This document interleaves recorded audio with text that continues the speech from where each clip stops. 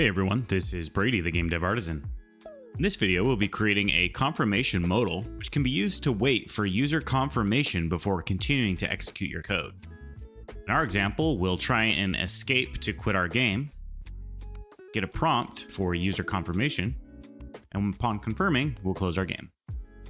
Here we can see inside our prompt quit game function that we're able to customize a confirmation, await for the confirmation status to return as a Boolean, and upon a successful or true confirmation, we can then quit our game. We can accomplish this behavior by using the await keyword along with a coroutine function that we've defined as our prompt function on our confirmation modal. We look at the Godot official documentations on signals and coroutines along with the await keyword. We can see an example of them using a wait confirmation that awaits a button press before confirming the function. Here, the use of the await keyword on that button up signal defines that the await confirmation function becomes a coroutine. The gist of our behavior is that our wait function will be called.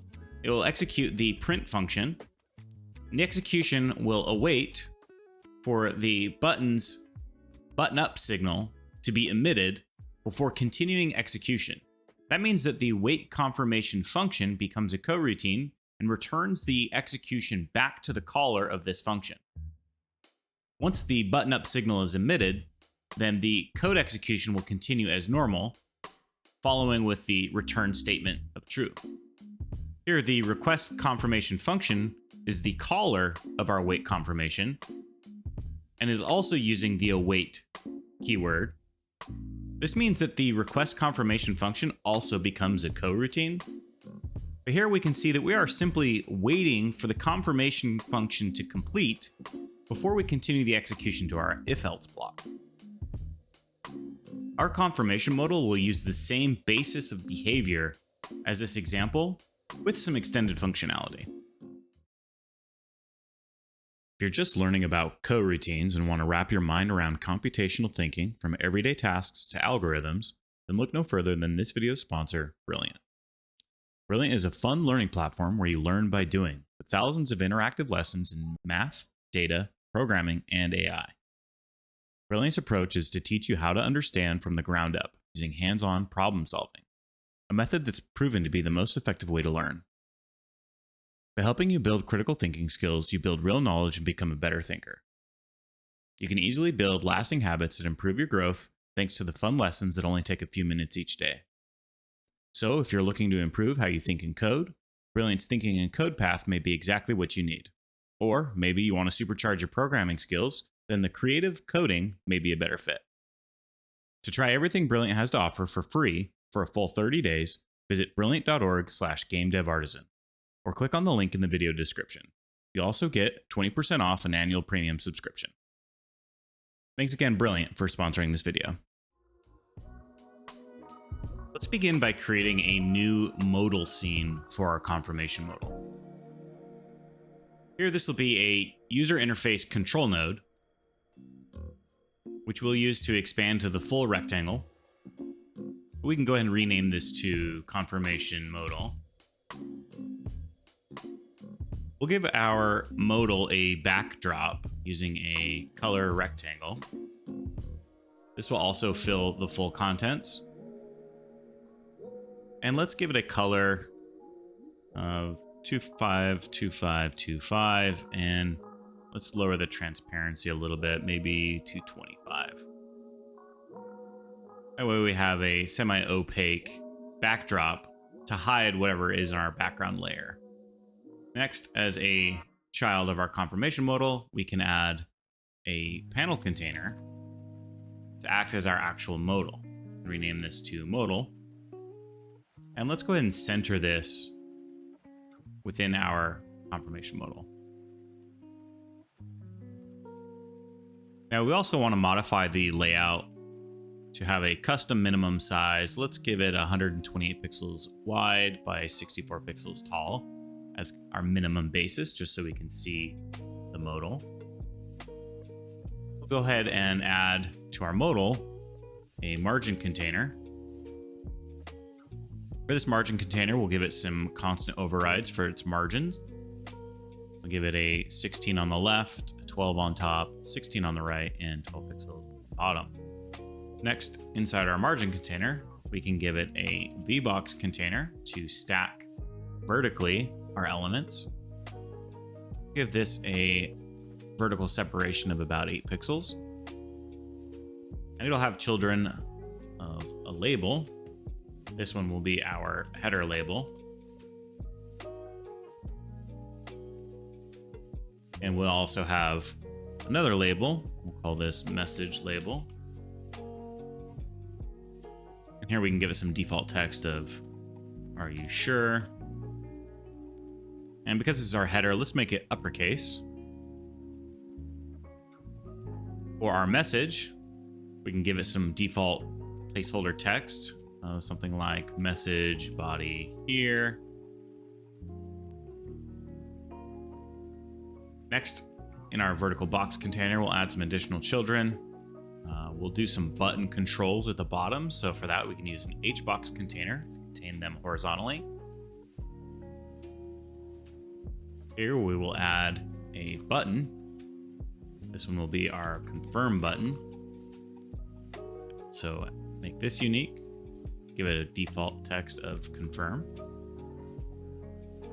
And we'll just duplicate that for our cancel button. Change its default text to cancel.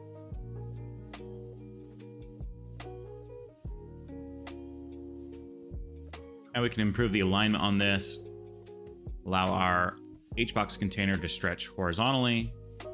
We'll do a bottom vertical alignment, and then tell our buttons to shrink to the center and bottom within the vertical alignment. Lastly, we can set our alignment in the box container to center. There we have a very simple confirmation modal that we can clean up and make it look a little prettier. But for now, this gets us the gist of the elements that we need for our confirmation modal.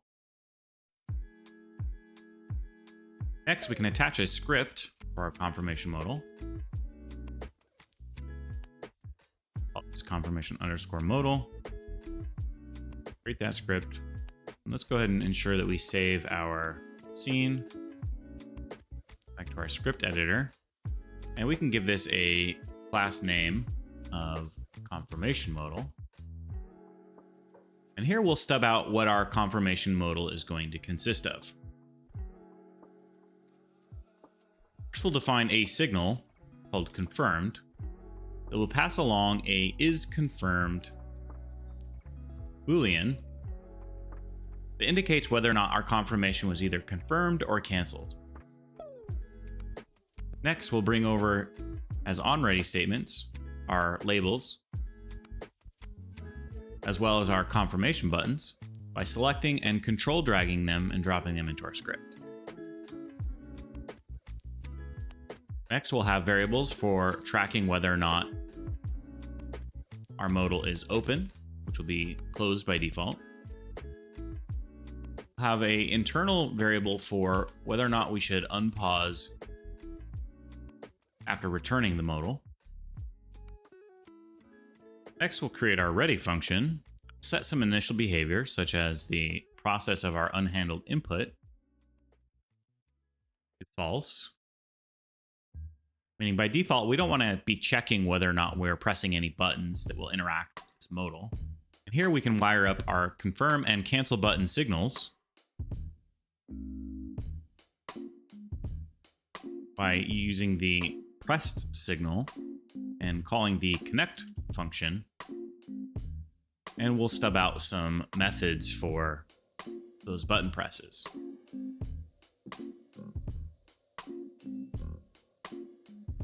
Repeat this process for the cancel button.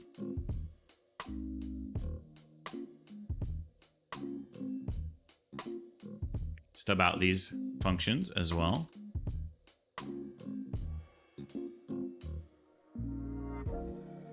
Back to our ready function, we will call the hide function, which is a built-in method for our control behavior, which will by default set the visibility of our control node to false.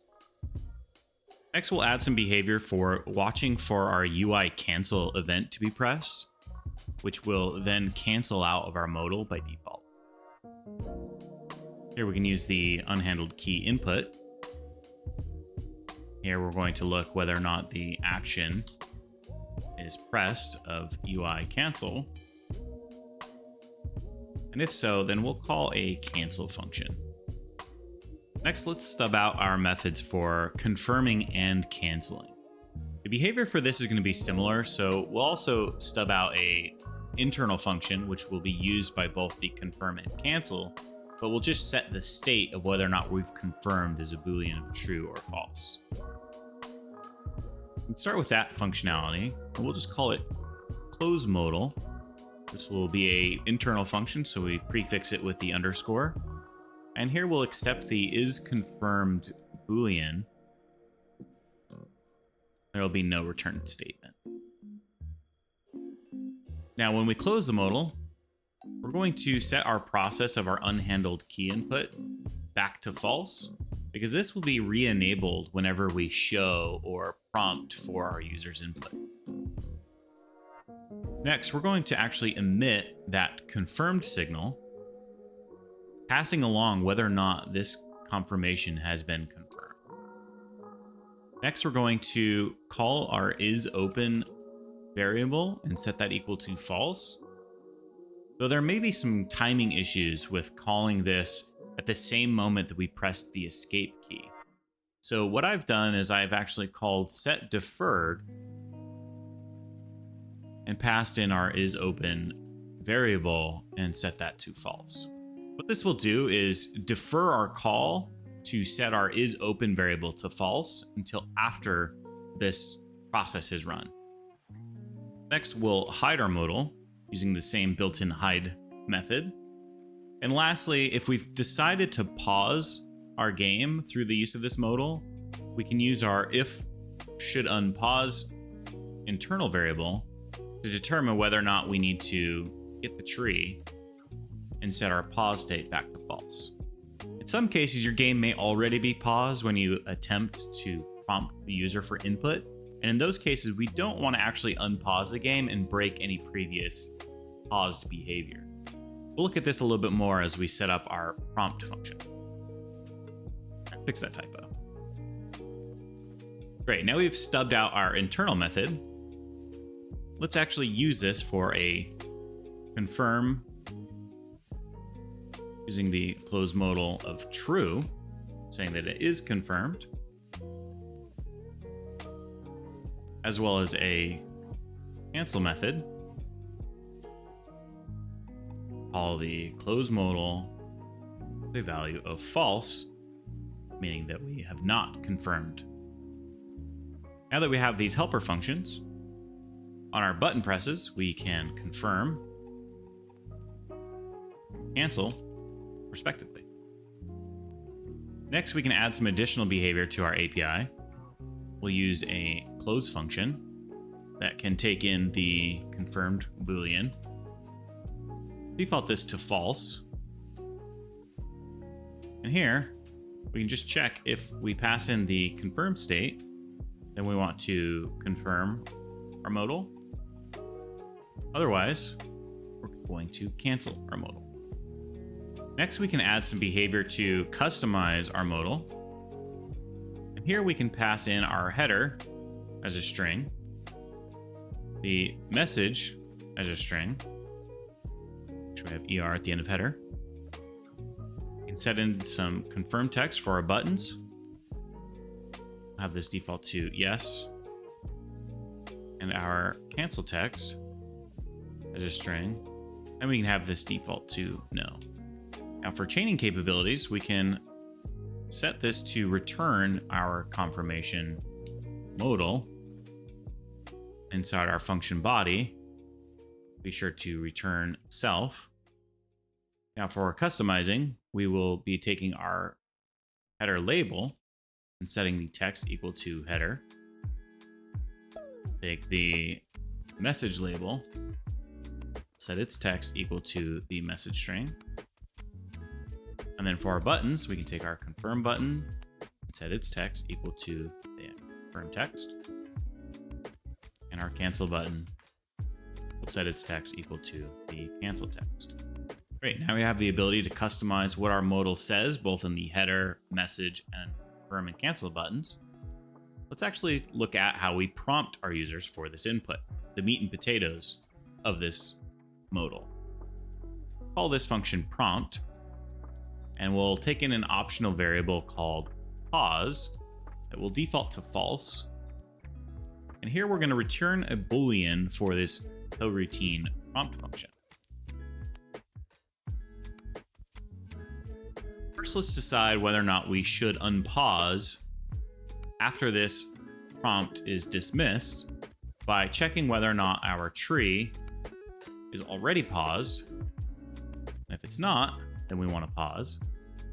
So this statement here, we'll look at our current pause state, and if it's false, then this statement will be true. Wrap this in parentheses to better understand. And we want to also check whether or not we are asking for it to be paused using the pause variable passed in. If both these statements are true, then should unpause will be true. If either of them are false, then should unpause will be false. Next, if we are asking to pause the game, we'll simply call the getTree.paused and set that to true. Next, we will show our modal. We can set our open variable to true. Go ahead and enable our process unhandled key input. For the magic, we will check by setting a variable of isConfirmed to await for our confirmed signal to be emitted. This statement has turned our prompt function into a coroutine and will only continue executing and returning the isConfirmed variable on the successful completion of this confirmed signal. Now this can be shortened to say turn the await of that confirmed signal. To better visually understand what's happening, this await confirmed signal will return the Boolean that we set at our signal definition when we emit whether or not the signal is confirmed via the confirm or cancel functions. Now that we've added all this behavior to our confirmation modal, we can return to a scene. In our case, we'll use our main scene. We can create an instance of our node. Create a reference to it inside our script. Here, I'm going to shorten this to just be conf. And we'll set up a key input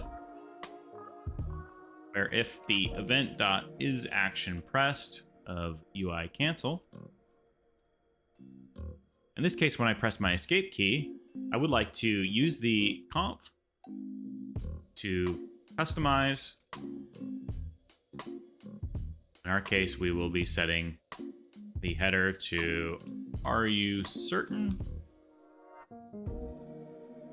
Our message to "This will close the game." For our confirmation text, we can say "Quit game." And for our cancel text, we can say "Return to game." We've customized our prompt. We can await by setting isConfirmed equal to the await keyword, calling our conf.prompt. And here we do want to pause our game, so we'll set this to true. Now execution will be delayed until we confirm through that modal. And if it is confirmed, we're going to get the tree. I'll quit on our game. The last thing we want to do is go over to our confirmation modal and ensure that we set the process mode to always run. This way, the scripts will always run even when the game itself is paused. Go ahead and run our game. Press escape. When we return to game, it'll dismiss our modal and it doesn't close our game. Press escape again, hit quit game, and it closes our game. Gone ahead and added some comments to each of these elements within our code, which, leveraging Godot's built-in documentation component, you can see our confirmation modal with all of its outline description and properties, methods, signals, all nicely defined here within the editor. This project source code will be available on my GitHub page. Links for that are down in the descriptions down below. Feel free to copy or clone this project down into your own games. If you want to consider supporting the channel, you can head over to our Ko-fi page. Links for that are down in the description down below. And thanks to our recent supporters, Moto, Panos, and Cinder. And if you want to join the conversation, feel free to join us over on our Discord and leave a little introduction about yourself. Thanks for watching, and happy coding.